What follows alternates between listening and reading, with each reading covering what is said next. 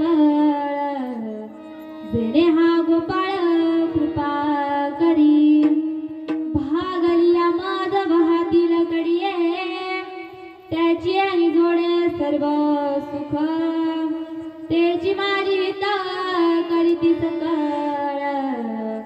जेणे हा गोपाळ कृपा करी तुका मने शेष सेविना वाडी तुका मने शेष सेविना वाडी वचन रमोडी बोलिले तेची माझी हित करीती सकळ जेणे हा गोपाळ कृपा करी विठ्ठल विठ्ठल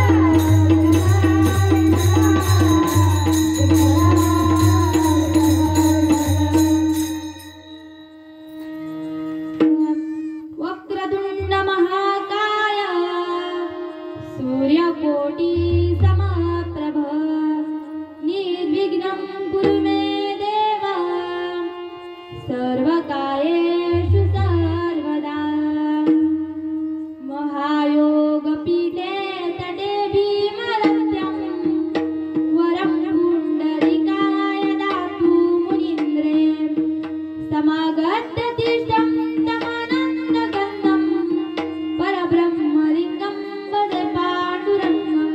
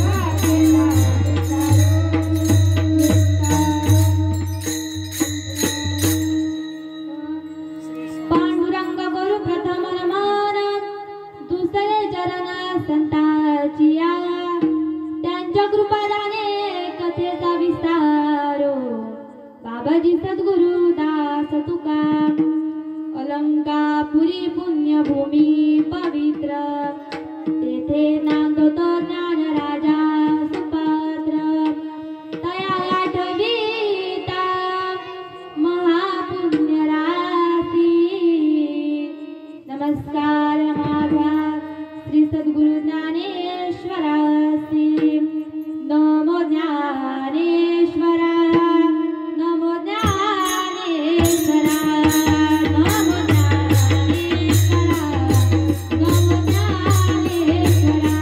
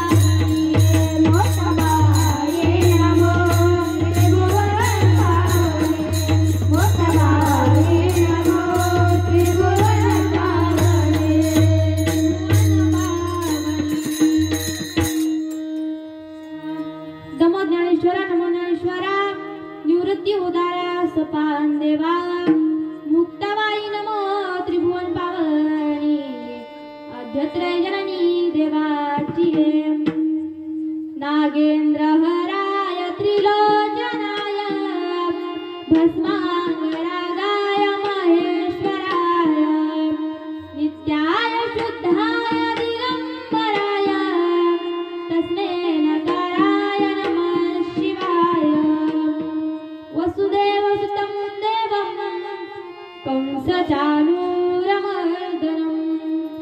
देवकी परमानन्दं कृष्णं वन्दे जगद्गुरु गुरुर्ब्रह्मा गुरुर्विष्णु गुरुर्देवो महेश्वरा गुरु साक्षात् परब्रह्म तस्मै श्री गुरुवे नमः। शरण शरण हनुमंता तुझा आलो रामदूता काय भक्तीच्या त्या वाटा मध गावया सुभटा विठ्ठल विठ्ठल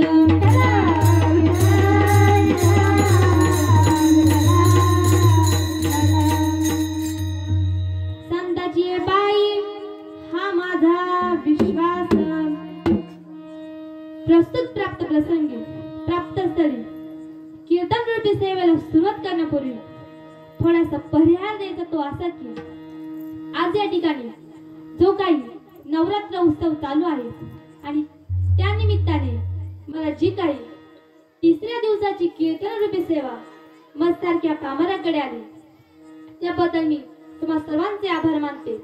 तसेच माझे गुरुवर्य आदरणीय हरिभक्त पारायण सौ सुनीताताई गीतेश महाराज कातोरे यांच्या गुरुकृपेने तसेच माझे आई वडील यांच्या कृपा आशीर्वादाने व तुम्ही सर्व श्रोतेजन टाळकरी माळकरी सर्वांची चरणी नतमस्तक होते आणि कीर्तन रूपी सेवेला सुरुवात करते। मस्तक हे पायावरी मस्तक हे पायावरी मस्तक हे पायावरी मस्तक हे पायावरी या वारकरी संतांचा या वारकरी संतांचा या वारकरी संतांचा या वारकरी संतांचा या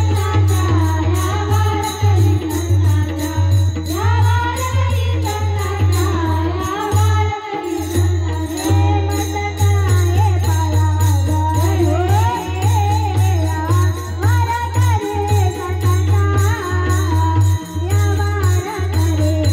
संतांचा या वारकरी संतांचा मस्तक हे पायावरी या वारकरी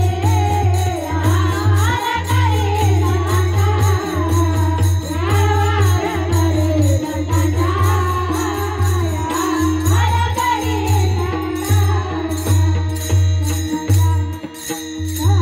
या मस्तक हे पायावरी या वारकरी संतांच्या प्रस्तुत प्राप्त प्रसंगी प्राप्त स्थळी कीर्तन रूपी सेवेकरता निवडलेला अभंग वैराग्याचे मूर्तिमंत पुतळे वारकरी संप्रदायाची कळस विश्ववंदनीय जगदवंदनीय देहूकर देहू निवासी देहूचे सुप्रसिद्ध संत तुकाराम महाराज।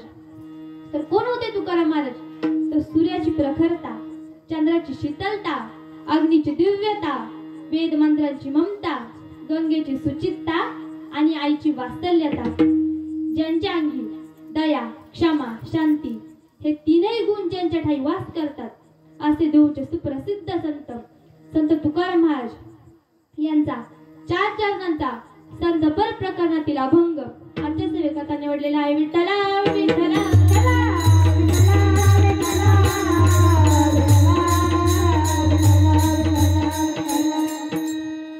अर्थात कीर्तनामध्ये बसला पण कुठल्याही प्रकारची गडबड बडबड करायची नाही आणि मध्येच कुणी उठायचं नाही। तर कीर्तनामध्ये प्रवचनामध्ये उठायचं का नाही तर ऐका, ज्या वेळेला आपण कीर्तनामध्ये प्रवचनामध्ये बसलेला असतो तेव्हा आपलं जे काही पाप असतं ना ते आपल्या डोक्यावरती 2 फूट वरती तरंगत असतं। ते विचार करतं की मी कुठे जाऊ मी कुठे जाऊ मी कुठे जाऊ आणि जर एखादा व्यक्ती मध्येच उठला तर सगळं पाप त्याच्या माथ्यावर। मग विचार करा कीर्तनामध्ये उठायचं की नाही ते। विठ्ठला विठ्ठला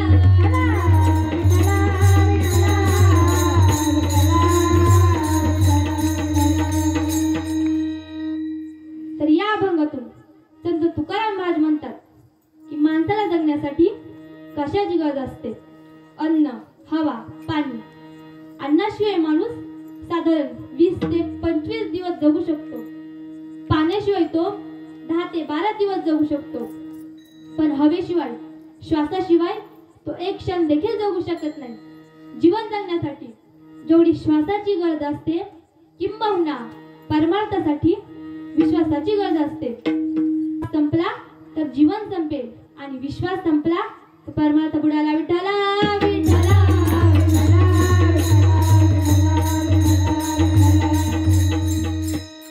आमच्या संतांच्या वाङ्मयात विश्वास, प्रेम, श्रद्धा हे तीनही शब्द अगदी जागोजागी आले आहेत. पण या तीनही शब्दांचा अर्थ विश्वास असाच होतो. आता प्रथम विश्वास कोठे ठेवावा व कोठे ठेवू नये. एक सुभाषित काय सांगतात?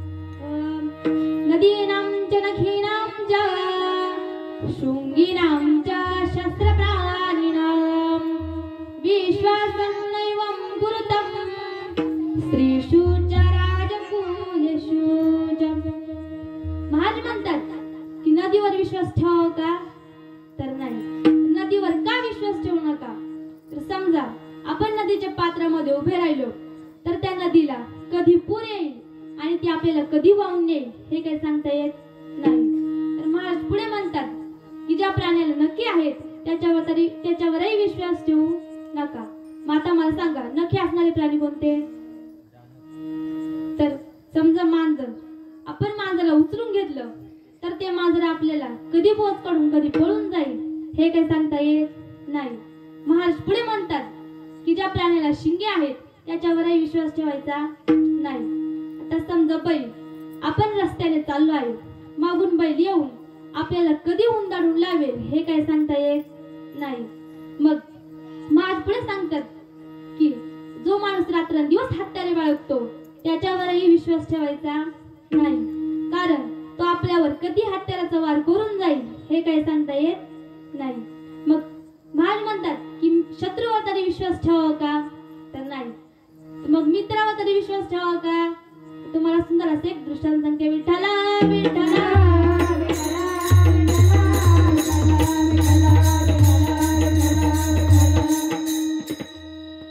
तर बघा, एका नगरीमध्ये एक राजा होता आणि त्या राजाला एक मुलगा होता. आता राजाचा मुलगा म्हणजे कोण? तर राजपुत्र. राजपुत्र आणि प्रधानपुत्र या दोघांची घट्ट अशी मैत्री होती. जेवताना एकत्र जेवायचे, झोपताना एकत्र झोपायचे आणि खेळताना एकत्र खेळायचे. पण एके दिवशी राजाने विचार केला की अरे, माझा मुलगा म्हणजे तर राजाचा मुलगा आणि राजाच्या मुलाने एका राजाच्या मुलाशीच मैत्री करायला पाहिजे. तर त्या राजाने सभा बोलवली आणि त्या सभेमध्ये सांगितलं की जो कोणी राजपुत्र आणि प्रधानपुत्र या दोघांची मैत्री तोडून दाखवेल त्याला 1 लाख रुपये बक्षीस देण्यात येईल. आता एक वेश्या समोर आली आणि ती म्हणाली की मी राजपुत्र आणि प्रधानपुत्र या दोघांची मैत्री तोडून दाखवेल. तर दुसऱ्या दिवशी राजपुत्र आणि प्रधानपुत्र या दोघांची गावामधून भव्य दिव्य अशी मिरवणूक निघाली. आता ती मिरवणूक वेश्येच्या घरासमोरून चालली होती. तर वेश्याने प्रधानपुत्राला हाक मारली आणि वरती बोलावून घेतले. आता प्रधानपुत्र वरती गेला.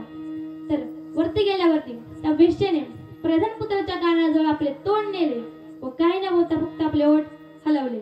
आता प्रधानपुत्र खाली आला. खाली आल्यावर त्या राजपुत्राने विचारलं की काय रे, ती वेश्या तुला काय म्हणाली? प्रधानपुत्र म्हणाला की अरे, ती मला काहीच नाही म्हणाली. राजपुत्राने परत विचारलं, अरे सांग ना, ती वेश्या तुला काय म्हणाली?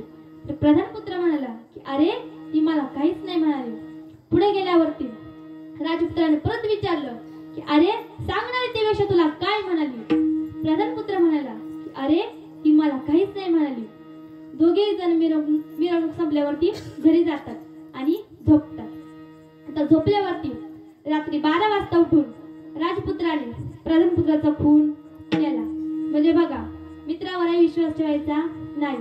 आता त्या वेश्येने प्रधानपुत्राला काय सांगितलं होतं का? तर नाही. पण तरी सुद्धा राजपुत्राला वाटलं की हा आपल्यापासून काहीतरी लपवते.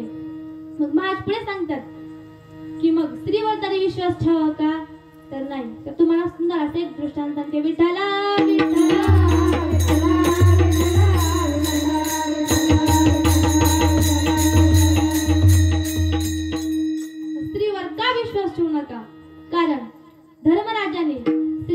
शाप दिला होता की स्त्रियांच्या पोटामध्ये काहीच राहणार नाही. इकडे ऐकायचं आणि तिकडे जाऊन सांगायचं. बरोबर ना महिला मंडळ? तिकडे ऐकायचं आणि तिकडे जाऊन सांगायचं. तर एका गावामध्ये एक पाटलीनबाई राहत होती. तर त्या पाटलीनबाईला एक मुलगा होता. तर त्या मुलाचं होतं लग्न. तर तिने दारामध्ये बाजरी वाळत घातली होती. आता हिला लग्नाला जायचं होतं. कोणीने ती बाजरी गोळा केली आणि एका पोत्यामध्ये बांधून ठेवली. आता सगळं तिने आतमध्ये ठेवलं पण बाजरी ठेवायला विसरली आणि ती लग्नाला गेली. आता हे बघितलं शेजारच्या बाईनं. ती आली आणि तिची बाजरी चोरून घेऊन गेली. आता पाटलीनबाई घरी आली आणि घरी आल्यावरती तिने बघितलं की आपल्या बाजरीचं पोतं गायब दिसतंय. आता ती शिव्या घालायला लागली. आता बायका शिव्या कशा देतात? तर ती शिव्या घालायला लागली. ती म्हणाली, कोणत्या मेली ना कोणत्या बायानं माझं पोतभर बाजरीच चोरून गेली. आता जिने बाजरी चोरली होती तर तिने विचार केला की मी बाजरी चोरली पण मला कोणी बघितलं तर नाही ना, म्हणून ती गावामध्ये गेली. आणि गावामध्ये गेल्यावरती तिला पारावरती 4-5 माणसं बोलताना दिसली. ही त्यांच्याजवळ गेली आणि म्हणाली, काय हो, कसली चर्चा चालली? तर ते म्हणाले, काही नाही हो, काल रामभाऊंचा बैल गेला ना त्याचीच चर्चा चालली. ती म्हणाली, हा मला वाटलं बाजरीचंच काय. आता ती पुढे गेली आणि पुढे गेल्यावरती आता उन्हाळ्याचे दिवस होते. तर एका झाडाखाली 3-4 बायका गप्पा मारत होत्या. आता हिने लांबूनच बघितलं. ही त्यांना शिव्या घालीत निघाली. ती म्हणाली, या बायकांना तर काही काम धंदेच नाही, उठून सुटून नुसते याचे त्याचे कुटाने करत बसतात. तर त्या बायका म्हणाल्या की नाही ग, आम्ही तुझ्याविषयी नाही बोलत, आम्ही आमच्या गप्पा मारते. आता बायका काही एकत्र आल्यावर काही गप्पा मारत याचे त्याचे कुटाळेच करतात. ती म्हणाली, हा मला वाटलं बाजरीचंच काय. आणि ती पुढे गेली. पुढे गेल्यावरती तिने विचार केला, आता संपूर्ण गावातून फिरून आले पण कुणालाच मी बाजरी चोरला असं माहीत नाही. तर ती म्हणाली की आता जिची बाजरी चोरली तिला तर माहित नाही, काही जरा पाहून येते. आता ही त्या पाटलीनबाईच्या घरासमोरून चालली होती. आता या पाटलीनबाईचं इकडे चालूच होतं, कोणत्या मेली ना कोणत्या बायानं माझं पोतभर बाजरीच चोरून गेले. आता हिने बाहेरूनच ऐकलं आणि ही म्हणाली, काय हो पाटलीनबाई, किती खोटं बोलता हो तुम्ही. तुमच्या इतकी खोटारडी बाई मी आयुष्यात बघितली नाही. तुम्ही म्हणता एक पोतभर बाजरी चोरली, तुमची बाजरी पोतभर नव्हतीच, फक्त 5 कभर होती आणि ती मीच चोरली. म्हणजे बघा, स्त्रियांवर विश्वास ठेवायचा नाही. विठ्ठला विठ्ठला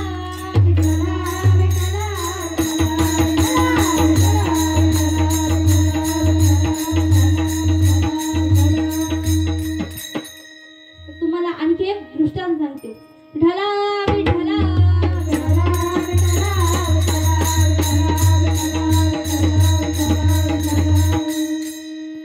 एका गावामध्ये सप्ताह चालू होता आणि त्या सप्ताहामध्ये एक नवरा बायकोचं जोडपं रोज कीर्तनाला जायचं. पण एक दिवस बायको काय कीर्तनाला गेली नाही, नवरा एकटाच गेला. आता दुसऱ्या दिवशी नवरा घरी आल्यावरती बायको नवऱ्याला विचारलं की काय हो, काल महाराजांनी कोणता अभंग घेतला होता. आता या डोक्यालाच हात लावला आणि हा म्हणाला की नाही ग, मला नाही आठवत. ती म्हणाली, तुमच्या पुरुषांचं ना असंच असतं, एका कानाने ऐकायचं आणि दुसऱ्या कानाने सोडून द्यायचं. हा म्हणाला की अगं, आमच्या पुरुषांचं जाऊ देत, पण तुमच्या स्त्रियांचं असं असतं ना, दोन्ही कानाने ऐकायचं आणि तोंडावाटे सोडून द्यायचं. विठ्ठला विठ्ठला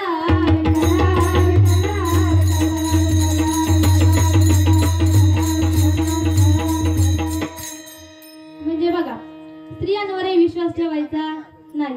मग महाराज पुढे म्हणतात की मग धनावर संपत्तीवर तरी विश्वास ठेवावा का? तर नाही. या धनाचा न तरी विश्वास, जैसी तरुवर छाया. ज्याप्रमाणे झाडाची सावली एका जागी स्थिर राहत नाही, त्याप्रमाणे संपत्ती देखील एका जागी स्थिर राहत नाही. आणि जर राहिली तर 15 वाईट गोष्टी घेऊन येते असे नाही. महाराज भागवतामध्ये सांगतात की धनावर संपत्तीवरही विश्वास ठेवायचा नाही. मग तुम्ही म्हणाल की ताई, तुम्ही मागासपासून सांगता याच्यावर विश्वास ठेवू नका, त्याच्यावर विश्वास ठेवू नका. मग आम्ही विश्वास ठेवायचा तरी कुणावर? माझा विश्वास तुझी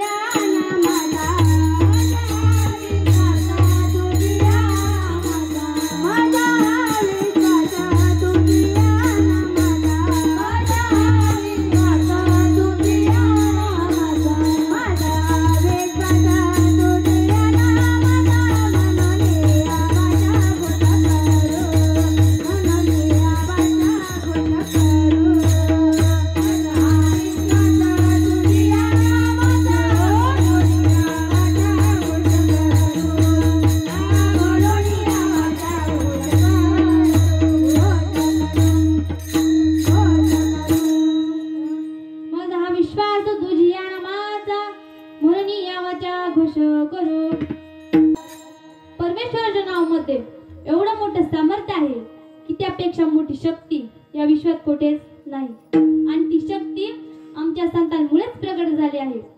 आमच्या संतांमुळेच देवाच्या नावाचा मोठेपणा वाढला आहे. देव जरी चंदन असला तरी तो डोंगर दरीत होता, पण त्याचा सुवास वाऱ्याने दाखवला. तेच सेतुबंधनाच्या वेळी दगड रामनाम बरोबर घेऊन धरले. म्हणून संत हे देवापेक्षाही श्रेष्ठ आहेत. म्हणून महाराज म्हणतात की संतांवर विश्वास ठेवला तेव्हा नवे नवे त्यांच्या पायावर विश्वास ठेवा. आणि हेच माझ्या भंगाच्या प्रथम त्यांना संत संतांची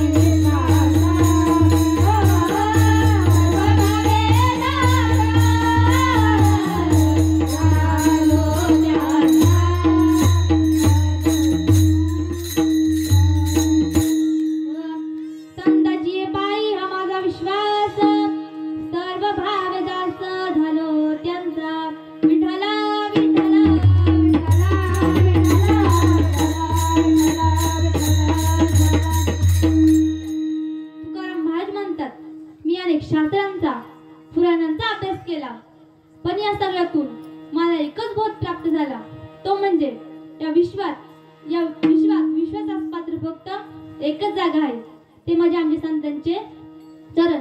म्हणून मी त्यांच्यावर विश्वास ठेवला, नवे नवे त्यांच्या पायावर विश्वास ठेवला. कारण संत जे बोलतात अगदी तसेच वागतात. बोले तैसा झाले त्याची वंदावी पाऊले. आमचे संत जे बोलतात अगदी तसेच वागतात. म्हणून त्यांचे पाय इतके पवित्र आहेत की अखिल कोट ब्रह्मांड नायक पांडुरंग परमात्मा त्यांची पाय धुवून आपल्या मस्तकी धारण करतो. देव इच्छिरा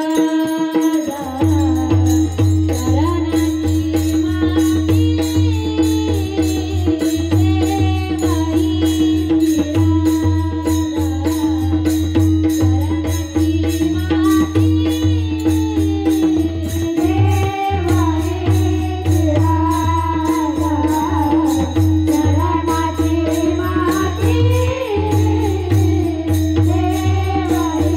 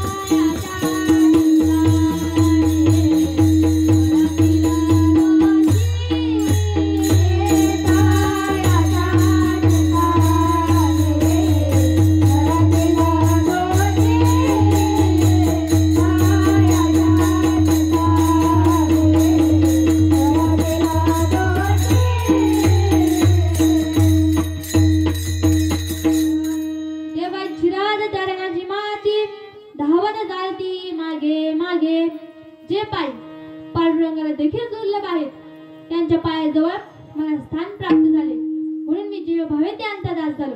सर्व भावे दास झालो त्यांचा, सर्व भावे दास झालो त्यांचा, सर्व भावे दास झालो त्यांचा. संतांची रे बाई आम्हाला विश्वास, संतांची रे बाई आम्हाला विश्वास, संतांची रे बाई आम्हाला विश्वास, संतांची रे बाई आम्हाला विश्वास. सर्व भावे दास झालो त्यांचा, सर्व भावे दास झालो त्यांचा. म्हणून महाराज म्हणतात मी संतांच्या पायावर विश्वास ठेवला, ते माझ्या आयुष्याचे निश्चितच कल्पतरू आहेत. माझे ज्योतरूपी नौकेचे कारण मी त्यांच्या हाती दिले. माझी जबाबदारी संत महात्मे सांगतात. धन्य मी जन्मालो, दास विठोबाचे झालो. धन्य मी जन्मालो, दास विठोबाचे झालो. धन्य मी जन्मालो, दास विठोबाचे झालो. दास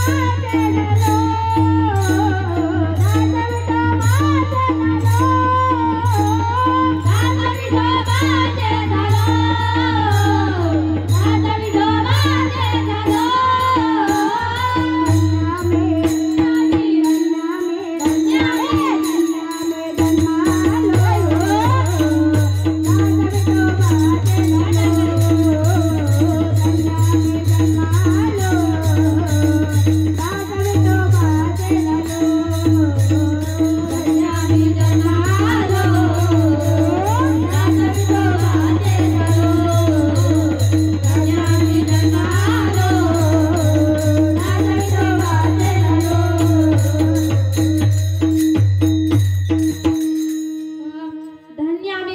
झालो, दास विठोबाचे झालो. मग तुकाराम महाराज म्हणतात यावर निश्चित मार्ग सांगा. तुकाराम महाराज म्हणाले की संतांना शरण गेल्याशिवाय देव देखील कृपा करत नाही. मग संतांनी आपल्यासाठी काय केले तर ज्ञानेश्वरी सारखा पवित्र ग्रंथ निर्माण केला. पण आपण एक तरी वाचतो का तर नाही. एक तरी ओवी अनुभवावी, एक तरी ओवी आपण वाचली पाहिजे.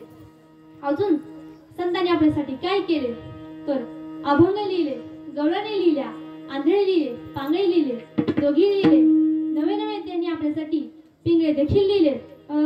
पिंगळा महाद्वारी बोली बोलत देखा, पिंगळा महाद्वारी, पिंगळा महाद्वारी बोली बोलत देखा, पिंगळा महाद्वारी, पिंगळा महाद्वारी बोली बोलत देखा, पिंगळा महाद्वारी, पिंगळा महाद्वारी बोली बोलत देखा, पिंगळा महाद्वारी.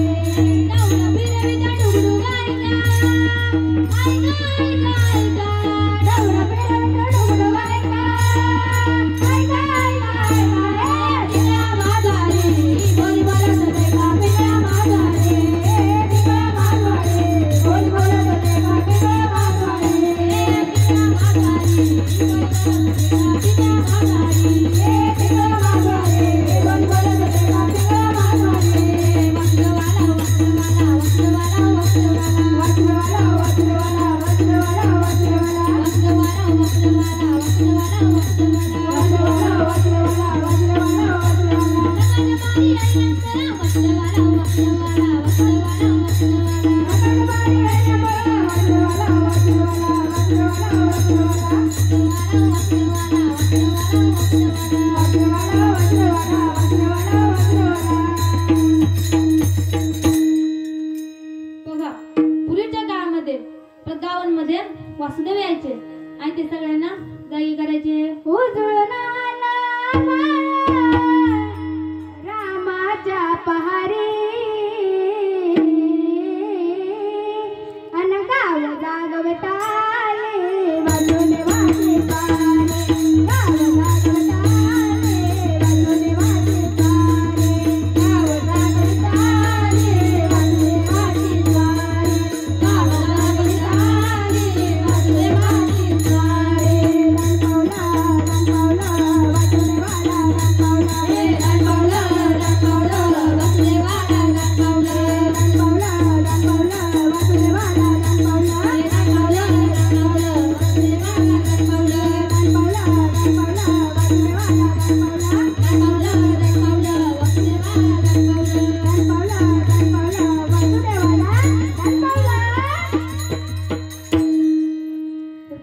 काळी वासुदेव देखील यायचे. मग तुकाराम महाराज म्हणतात संतांनी संगतीत गेलं तर काय होतं. संतन के संग लागणे तेरी अच्छी बनेगी.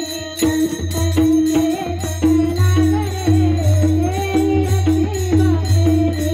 संतन के संग लागणे तेरी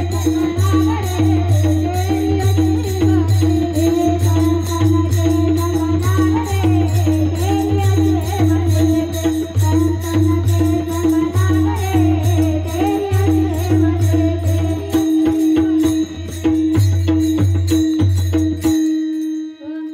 संतन के संग लाग रे तेरी अच्छी बनेगी. किंवा संत दर्शन या लाभ पद्मनाभ जोडला. म्हणून पाय धरायचेच आहेत तर कुणाचे धरले पाहिजे. हरिप्राप्तीस उपाय धरावे संताचे ते पाय. म्हणून महाराज म्हणतात की संतांना शरण जा. संतांना शरण जाण्यातच जीवाचं परम सत्य आहे. संतांना जर शरण गेलो तर आपल्या हिताची जबाबदारी संत महात्मे घेतात आणि हेच माळाभंगाच्या दुसऱ्या चरणात सांगतात. तिची माझी हिता वारीची सकाळ.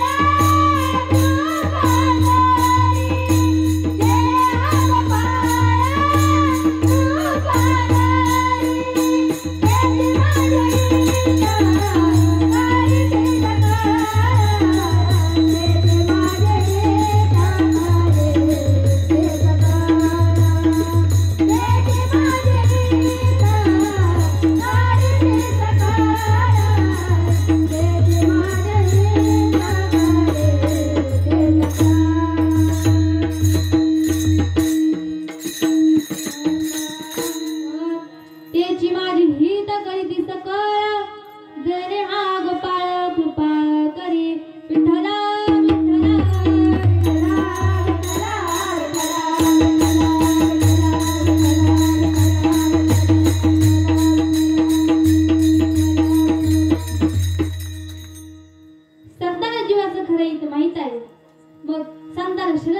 देवाची भक्ती करा. मग यावर काही संस्कार जीव महाराजांना म्हणाले, महाराज तुम्ही आम्हाला जी साधना करायला सांगता ती आम्ही अल्पमती असल्याने आम्हाला शक्य नाही. यावर तुकाराम महाराज म्हणाले, जर तुम्हाला तुमचा उद्धार व्हावा अशी तीव्र तुम्हाला इच्छा असेल, भाव असेल, श्रद्धा असेल तर संत बोटाला धरून वेळ प्रसंगी कड्यावर देखील उचलून घेतल्याशिवाय राहणार नाही. आणि हेच माझ्या भंगाच्या तिसऱ्या चरणात सांगतात. भागरिया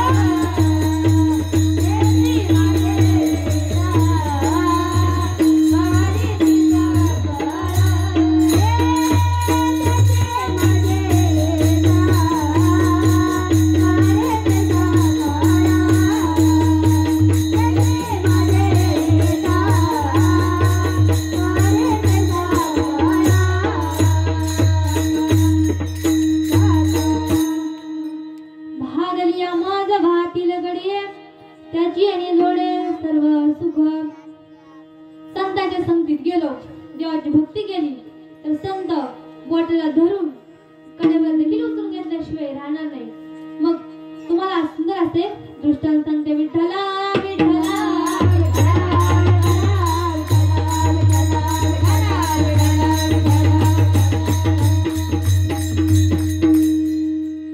तर एकदा संत कुर्मदास नावाचे संत होते. तर पंढरपूरची वारी जवळ आली. संत कुर्मदास त्यांना पंढरपूरला जाण्याची इच्छा झाली. पण आता त्यांना हातही नव्हते आणि पायही नव्हते.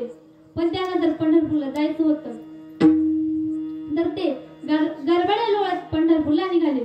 आता निघाल्यावरती आता रस्त्याने त्यांना खडे टोचले, काटे टोचले, अंगातून रक्त वाहू लागलं, पू वाहू लागलं, अंगाचा वास सुटला. तर ते लोटांगण घेत जाता तर त्यांना रस्त्यामध्ये वारकरी दादा दिसले. तर त्यांनी त्या वारकऱ्याला हाक मारली, ओ वारकरी दादा इकडे या. आता वारकरी त्यांच्या जवळ गेले. संत कुर्मदास म्हणाले की तुम्ही पंढरपूरला जातात ना, तर पंढरपूरच्या पांडुरंगाला माझा एक निरोप सांगा. त्यांना सांगा की तुमचा कुर्मदास नावाचा भक्त तुम्हाला भेटण्याकरता येत आहे आणि त्यांनी तुम्हाला नमस्कार सांगितलेला आहे. आता ते वारकरी पंढरपूरला गेले. पंढरपूरला गेल्यावरती त्याने चंद्रभागेमध्ये स्नान केलं, कीर्तन ऐकलं, प्रवचन ऐकलं, बारीला लागले आणि पांडुरंगाच्या मंदिरामध्ये दर्शनाकरता गेले. आणि त्याने पांडुरंगाला सांगितलं की देवा, तुमचा कुर्मदास नावाचा भक्त तुम्हाला भेटण्याकरता येत आहे, पण त्याला हातही नाही आणि पायही नाही. जर हातही नाही आणि पायही नाही तो तुमच्यापर्यंत येऊ शकत नाही. त्यामुळे त्यांनी त्याचा नमस्कार तुम्हाला सांगायला सांगितलेला आहे. शक्य झाल्यास तुम्हीच त्यांना भेटण्याकरता जा. तर आता देव संत कुर्मदासांना भेटण्याकरता निघाले. तेवढ्यात रुक्मिणी माता म्हणाल्या की थांबा देवा, कुठे निघालात? तर देव म्हणाले की मी माझ्या भक्ताला भेटण्याकरता चाललो आहे. तर रुक्मिणी माता म्हणाल्या की संपूर्ण जगभरातून तुम्हाला भेटण्याकरता लाखो भक्त येत आहेत आणि तुम्ही तिकडे निघालात. तर देवाने काही एक ऐकलं नाही आणि ते कुर्मदासांना भेटण्याकरता गेले. इकडे कुर्मदास लोटांगण घेत चालले असताना त्याला खड्डा काही दिसला नाही आणि ते खड्ड्यामध्ये पडले. आता देव तिथे गेले आणि त्याने त्या कुर्बान वरती काढले आणि आपल्या मांडीवरती घेतले आणि त्यांना सांगितले की बोल कुर्बान तुला काय पाहिजे. संत कुर्बानदास म्हणाले की देवा मला काहीच नको, फक्त तुमच्या मांडीवरती मरण हवे आहे. तुम्ही आजही लवाळे गावामध्ये जा, तिथे तुम्हाला कुर्बानदासांचं पांडुरंगाने बांधलेलं सुंदर मंदिर दिसेल. म्हणजे बघा, संत कुर्बानदास देखील देवाला प्रेमाने शरण गेले. आपण देखील देवाला भक्तिभावाने शरण गेलो पाहिजे. विठ्ठला विठ्ठला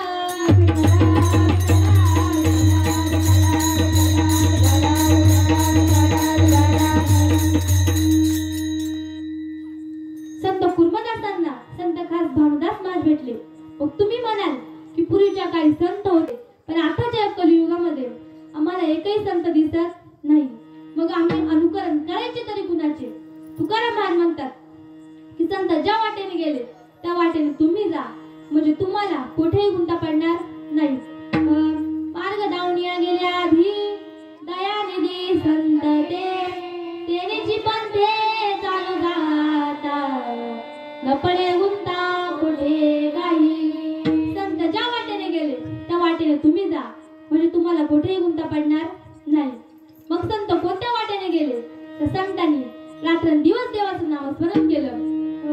बोला विठ्ठल, पहावा विठ्ठल, करावा विठ्ठल जीवे भावे. संतांनी रात्रंदिवस देवाचं नामस्मरण केलं, पण आपण याच मुखाने काय करतो तर वाईट व्यसन करतो. एक कबीरदासजी महाराज म्हणतात, दारू गांजा मत यारो अक्कल गुंग हो जाती है, अपने पलों का पैसा खर्च कर मुंह में मिट्टी जाती है. तर मिट्टी म्हणजे काही तर तुम्हाला माहितच असेल, मिट्टी म्हणजे माती. आपण या मुखाने वाईट व्यसन करतो. तर तुम्हाला सुंदर असे दृष्टांत सांगते. विठ्ठला विठ्ठला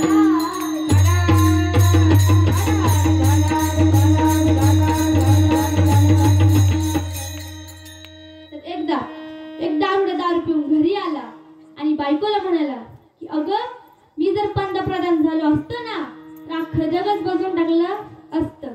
त्याची बायको त्याला म्हणाली, अहो त्या जगाचं जाऊ द्याच, आधी तुम्ही स्वतःला बदला. तर आता हा म्हणाला मला काय झालं बदलायला? तर ही म्हणाली, मी सकाळपासून बघते तुम्ही एक चप्पल तुमची घातली आणि एक चप्पल माझीच घालून फिरताय. म्हणजे बघा, अशी असतं ती व्यसन दिन. माझा विठ्ठला विठ्ठला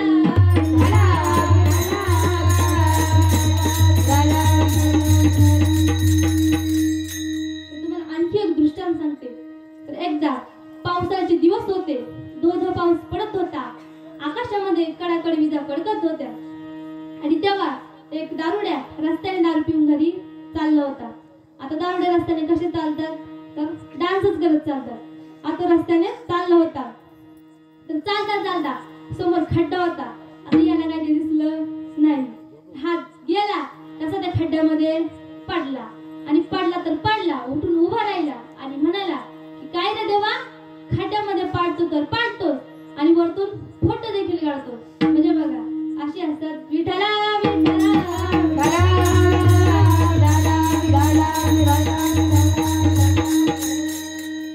आपण देखील आपल्या मुखाने देवाचं नामस्मरण केलं पाहिजे. कारण सगळे देवाचं नामस्मरण. मी पुढे बोलते, माझ्या मागे बोला. आधी महिला मंडळ आणि नंतर पुरुष मंडळ, कारण दोघांना 50-50% आरक्षण आहे. सुंदर माझे जाते ग फिरते बहुतेक,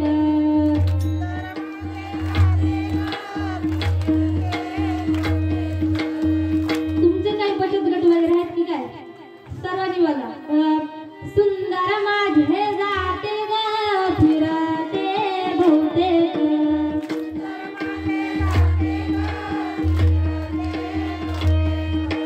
ओव्या गाऊ कौतुके तुझे रे बा विठ्ठला,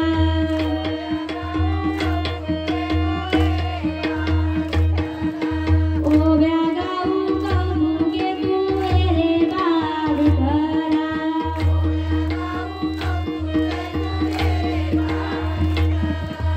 सासू आणि सासरा दिल तो तिसरा,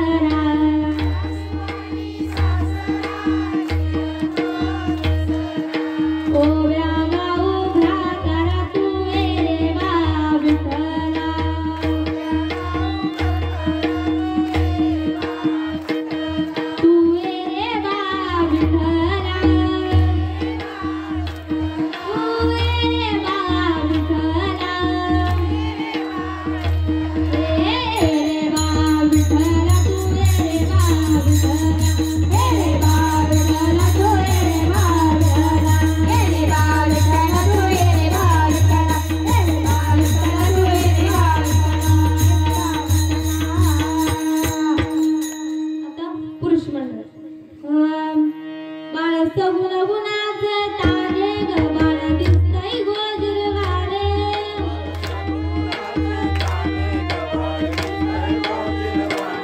बाळ सगुण गुणाचे तारे ग बाळ दिसतंय गोजिरवाणे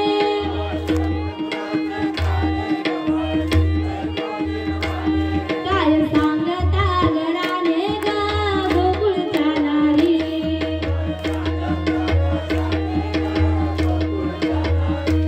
काय सांगता गडाने ग गोकुळच्या नारी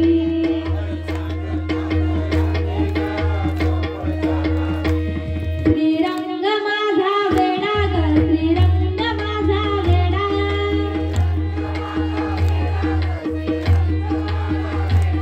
याला नाही दुसरा जोडा ग याला नाही दुसरा जोडा अगं तुम्ही यांची संगत सोडा ग संगीगावच्या नारी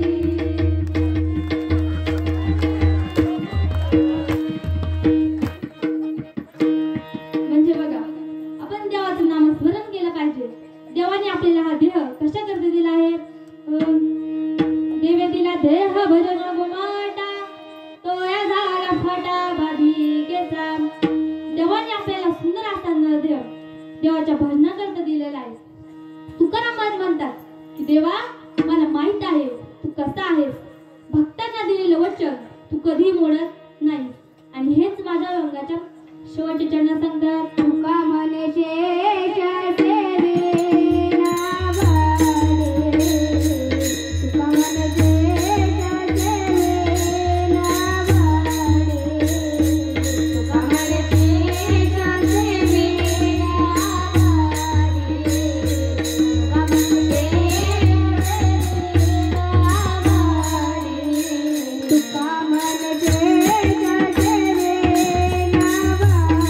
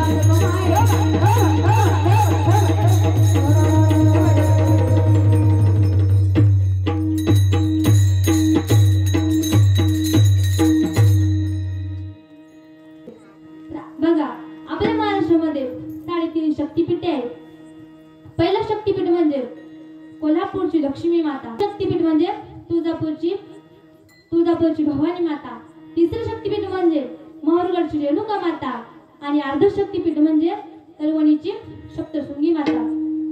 तर आजच्या या भयंकर युगामध्ये स्त्रियांवर अन्याय होतात, अत्याचार होतात, बलात्कार होतात. तर आपण 9 दिवस उपवास करतो, पण आपल्या जर स्त्रिया सुरक्षित नसतील तर उपवास करून काही फायदा आहे का? तर नाही. तर उपवास करून काही फायदा आहे का? तर नाही. तर बघा 15-16 वर्षाच्या मुलीवरती बलात्कार होतात. आता मागच्याच महिन्यात घडून गेलेली घटना तर तुम्हाला माहितच असेल. तर बदलापूर येथे 6 वर्षाच्या मुलीवरती बलात्कार झाला. हे कुठेतरी थांबले गेले पाहिजे. तर तुम्ही तुळजापूरला जाऊ नका, माहूरगडला जाऊ नका, कोल्हापूरला जाऊ नका, सप्तशृंगीला जाऊ नका, पण स्त्रियांचा आदर करा, सन्मान करा. ही 3.5 शक्तिपीठ आपल्या घरामध्येच आहेत. पहिलं शक्तिपीठ म्हणजे आपली आई, दुसरं शक्तिपीठ म्हणजे आपली बायको, तिसरं शक्तिपीठ म्हणजे आपली बहीण आणि अर्ध शक्तिपीठ म्हणजे आपली मुलगी. यांचा तुम्ही आदर करा, सन्मान करा. लक्ष्मी माता, भगवती माता तुमच्यावर नक्कीच प्रसन्न होईल. आजच्या कीर्तनामधून सर्वांनी एक गोष्ट नक्कीच लक्षात ठेवा की आपल्या घरातील लक्ष्मीचा कधीही छळ करू नका, तिला वाईट बोलू नका, तिच्यावरती अन्याय करू नका. ही लक्ष्मी माता, ही भगवती माता तुमच्यावर नक्कीच प्रसन्न होईल. आपल्या मुलावर चांगले संस्कार करा. तर जिजामातेने देखील शूरांमध्ये चांगले संस्कार केले. त्यांना रामायण सांगितली, महाभारत सांगितली, त्यांना स्त्रियांचा आदर करायला शिकवलं आणि सुंदर असं रत्न जन्माला आलं. किंमत तुझ्या दुधाची केली आईची जागा, किंमत तुझ्या दुधाची केली आईची जागा. झाला महाराष्ट्राचा राजा शिवाजी राजा,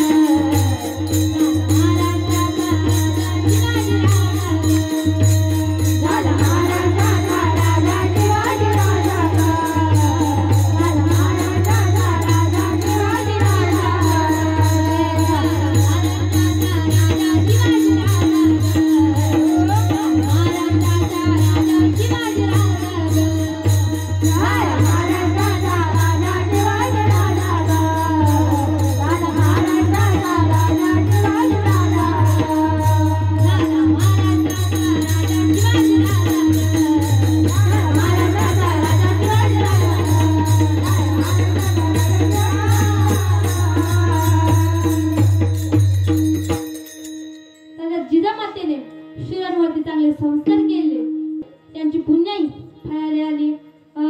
माझ्या जिजाऊची पुण्याई कशी आली ओ फळाला, माझ्या जिजाऊची पुण्याई कशी आली ओ फळाला.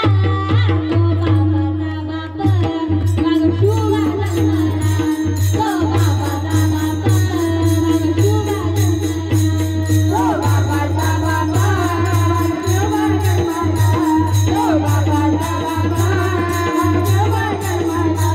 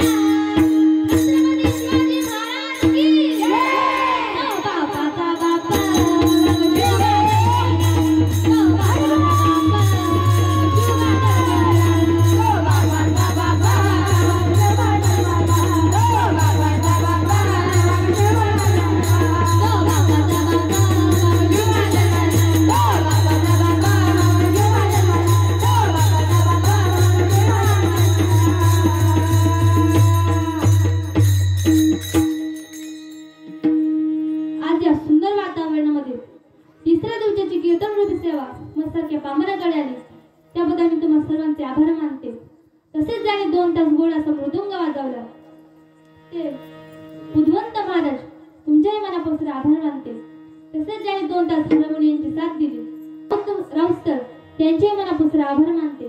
तसेच ज्यांनी 2 तास गोड असं गायन केलं व मागे पावल्या खेळल्या मुली आमच्या संस्थेतील त्यांचे मनापासून आभार मानते.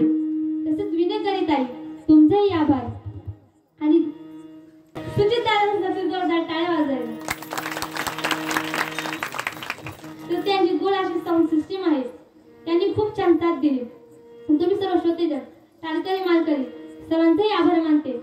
शेवटचे भजन घेऊन ज्ञानोबाराया माझा तुकोबाराया, हे ज्ञानोबाराया माझा तुकोबाराया, माझा तुकोबाराया, हे ज्ञानोबाराया माझा तुकोबाराया,